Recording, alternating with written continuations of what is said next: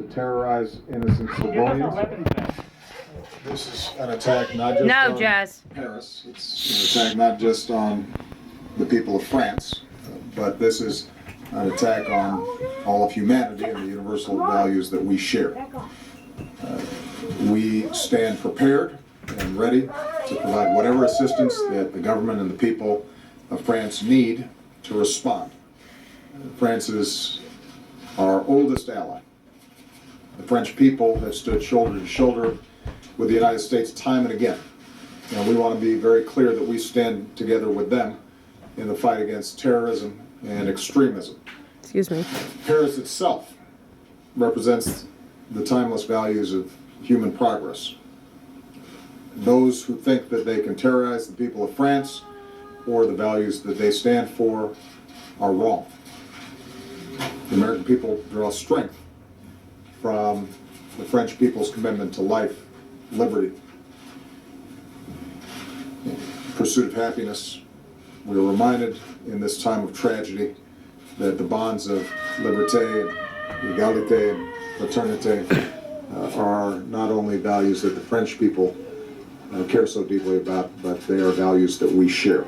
And those values are going to endure far beyond any act of terrorism or the hateful vision of those who perpetrated the crimes this evening. We're going to do whatever it takes to work with the French people and with nations around the world to bring these terrorists to justice and to go after any terrorist networks that go after our people.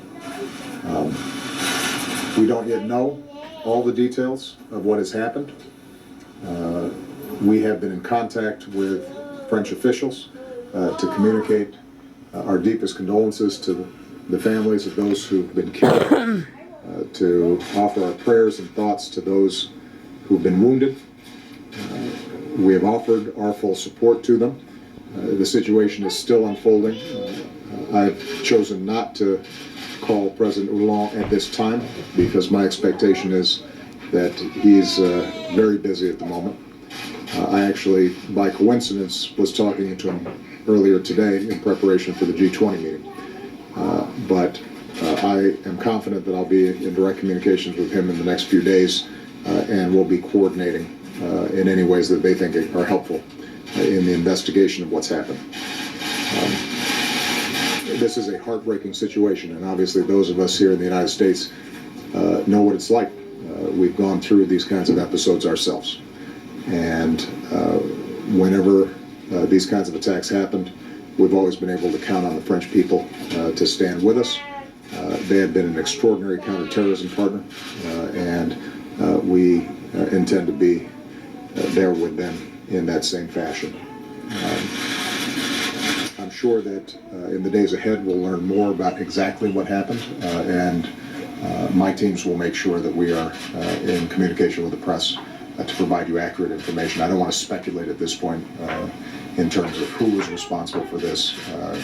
It appears that there may still be live activity and dangers that are taking place as we speak.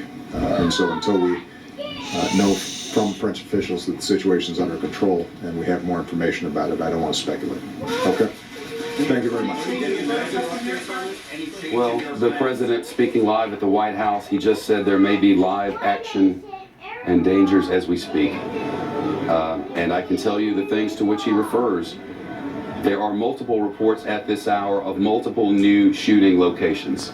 We now have confirmed 3 different locations. 3 different locations? Network Sky News in the United Kingdom is reporting of another.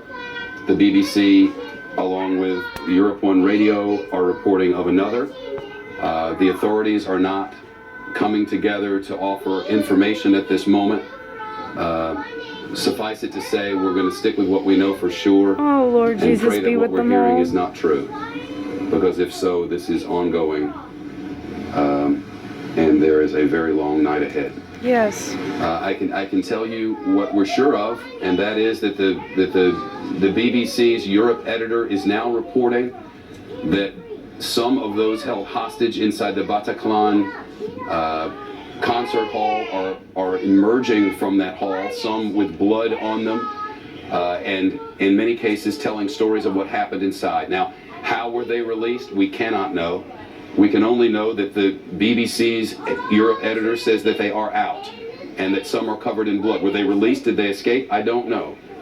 But I can tell you that they're reporting, and we have multiple reports on this, that the shooters inside the Bataclan were not masked, but were unmasked and were young and were shooting calmly.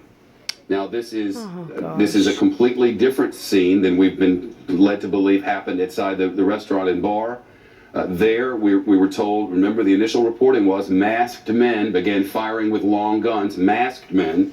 Now from Bataclan we have multiple reports, including from this BBC editor, that these were young men who were not masked at all, one of whom yelled, "This is for Syria," according to reports on scene, and then began firing calmly. Further, report that one of the persons who was doing the firing reloaded multiple times, and presumably during that time some were able to escape.